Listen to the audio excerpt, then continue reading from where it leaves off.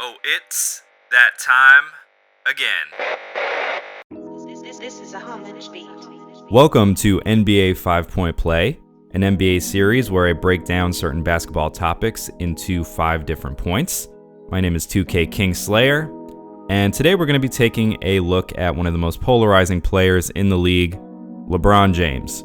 Now, I do want to make 2 clarifying statements before we get into my 5 points about why LeBron is not currently a top 3 player in the league. So first, I just want to clarify that we are talking about current NBA. We are not talking all time. I do believe that LeBron is a top 3 player all time in the NBA, but we are, for the purposes of this video, talking about his current status in the NBA. And the second clarifying statement I want to make is that this is not a hate video. This is a response to media trolls such as Max Kellerman and many delusional LeBron fans who continue to push this narrative that LeBron is by far and away the best player in the NBA. And today I'll be attempting to debunk that narrative and show you guys that this point that LeBron is by far and away the best player in the league is completely asinine, 10, 11. All right, I'm sorry. So let's get into it with our first point today by looking at LeBron James's offense. So there's no question that LeBron James in his 16th season is still one of the most effective offensive players in the league. He is an incredible scorer, an incredible passer, and seems to put up highlight plays every single night. But since we're talking about him being by far and away the best player in the league, we need to look at this with a bit of a fine-tooth comb. So let's take a look at some of his stats here. So he's putting up 27 points per game. Again, that's an amazing feat for a player in his 16th season. However, when you rank this with other players in the league, that is only good for 5th in points per game. Now, his field goal percentage is very good. To still be shooting over 50% at this point in his career is remarkable. However, his free throw percentage seems to be continually declining. And while his 3-point percentage isn't bad, it's nowhere close to being the best in the league. He actually currently ranks 111th in that category. His overall true shooting percentage is 58%, and that is good for 50th. And if you're trying to argue, well, I trust LeBron in the clutch more than anybody else, you shouldn't, because he's averaging 3.3 points per game in the clutch according to NBA.com, which is good for 18th in the league overall. And if we look at LeBron's passing, which many would argue is the best aspect of his game, his assists per game, he's currently 4th, which is incredible. And even his assist percentage is very good at 35.8. That puts him at 6th in the league. But he is the 7th worst at turnovers, which you could forgive, but his assist to turnover ratio is 76th in the entire league. So while he is still a great offensive player overall, and he hasn't fallen off by any stretch of the imagination, he is not the best offensive player in the league. So now let's move on to our second point of interest here, which is his defense. Now, a lot has been made this season about LeBron's declining defense, and it's sort of the low-hanging fruit when we're talking about aspects of his game that we can kind of pick apart. However, I will say, to be fair, that his defense is not as bad as the viral clips that have been kind of floating around YouTube of him sagging off of defenders would have you believe. But keep in mind that LeBron James is often hidden on defense. So, for example, as of late, LeBron has been given the defensive assignment of guys like Bruno Caboclo, who is an NBA player on the Memphis Grizzlies, apparently.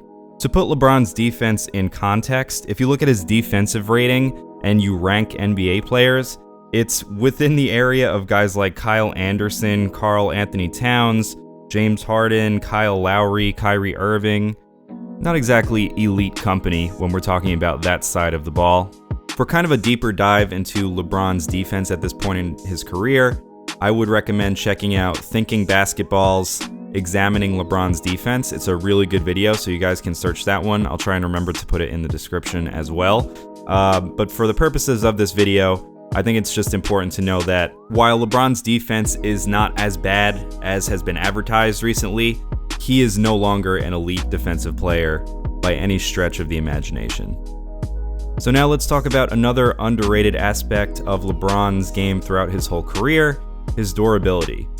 So as many of us who have been watching basketball for 15 plus years know, LeBron has truly been an Iron Man in this league, and no, there will not be endgame spoilers, don't worry.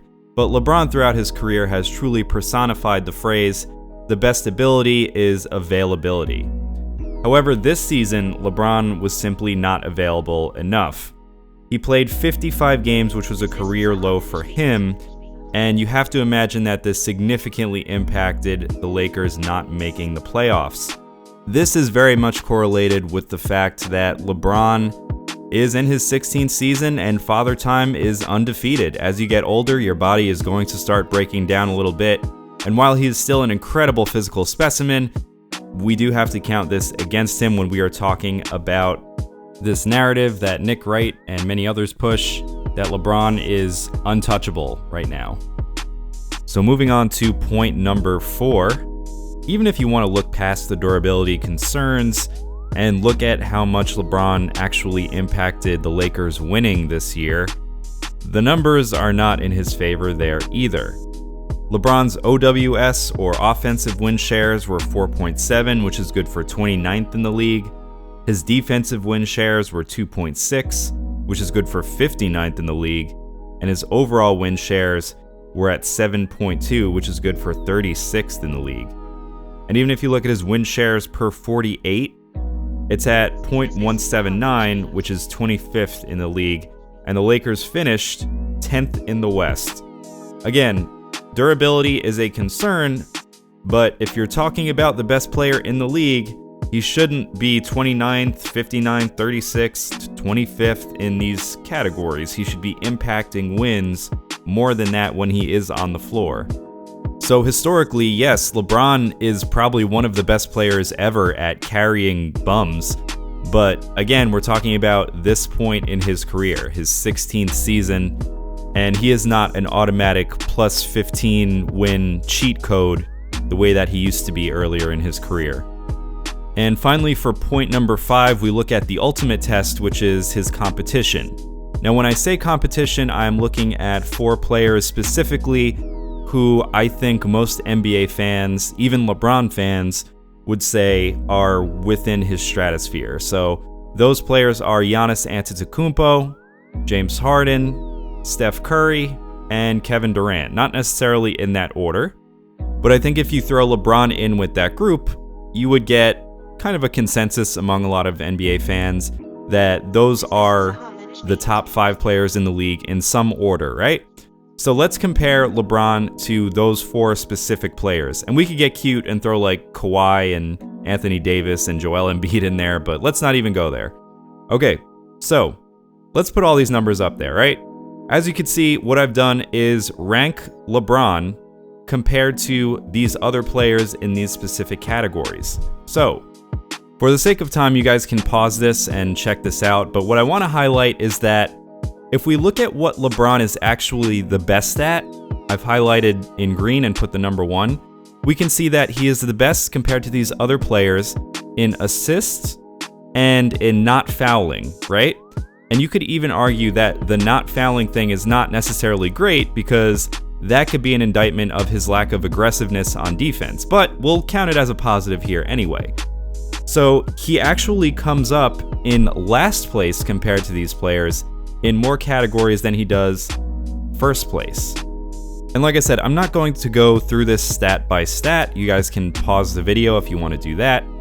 And I'm also not going to go through every available stat because this video would be 4 hours long. But my point here is that you can look at VORP and other advanced analytics that I didn't necessarily cover in depth here today. But my point is that if you have to dig that deep, you have to know on some level that you're not talking about the best player in the league anymore.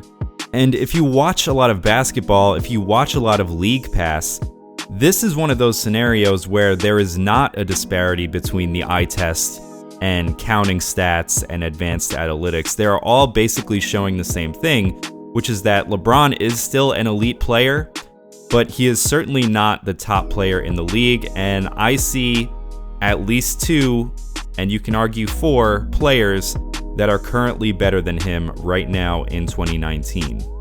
So those are my arguments for LeBron not being a top 3 player at this point in his career. If you appreciate this video and want to see more like them, please subscribe and hit that like button to show your support. And you can certainly disagree with what I'm saying here. Please leave a comment below. I do read all comments. I very much appreciate them. But I will be back shortly, probably with more 2K videos as well as NBA videos. So until next time, happy gaming, y'all.